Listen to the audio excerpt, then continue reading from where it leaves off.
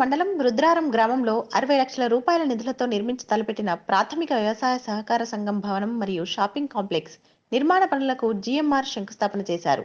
ఈ సందర్భంగా ఆయన మాట్లాడుతూ దేశంలోనే మొట్టమొదటిసారిగా రైతులందరికీ రుణమాఫీ చేసిన ఘనత కాంగ్రెస్ ప్రభుత్వానికి దక్కిందని తెలిపారు. త్వరలోనే రైతు భరోసా నిధులు సైతం విడుదల కాబోతున్నాయని తెలిపారు. పటాన్చెరు నియోజకవర్గంలోని రైతు సంక్షేమానికి కృషి చేస్తున్నామని తెలిపారు.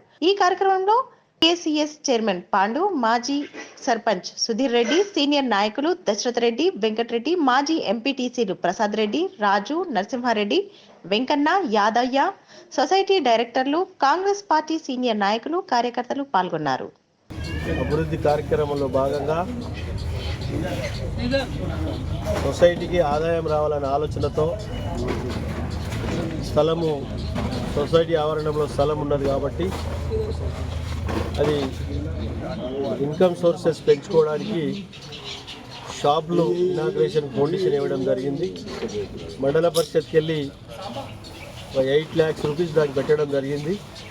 మిగతా గిట ఎమ్మెల్యే ఫండ్స్ కానీ అలాగే సిఎస్ఆర్ ఫండ్స్ కానీ సమకూర్చి ఈ షాపింగ్ కాంప్లెక్స్ కంప్లీట్ చేస్తామని మీ అందరికీ తెలియజేస్తా ఉన్నాం. దాంతోపాటు సొసైటీ బిల్డింగ్ గిట డిజైనింగ్ చేయడం జరిగింది. దాని గిట ఇంచుమించు నియోజకవర్గంలో అన్ని సొసైటీలు గిట కొత్త బిల్డింగ్ కట్టడం జరిగింది. తెల్లాపూర్ కానీ పటాన్చెరు కానీ అక్కడ పోతే